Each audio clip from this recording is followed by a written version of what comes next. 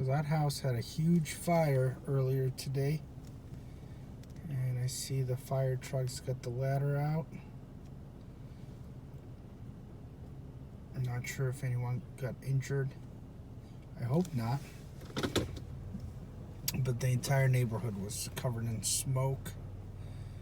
And I could see the dark smoke from the house, which was a few blocks away, rising in the distance. And this was about 5 hours ago.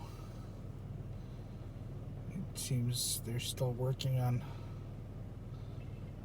hopefully no one got injured or worse.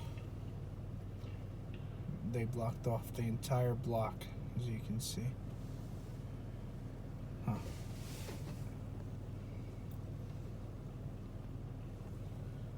The ladder going up to the roof.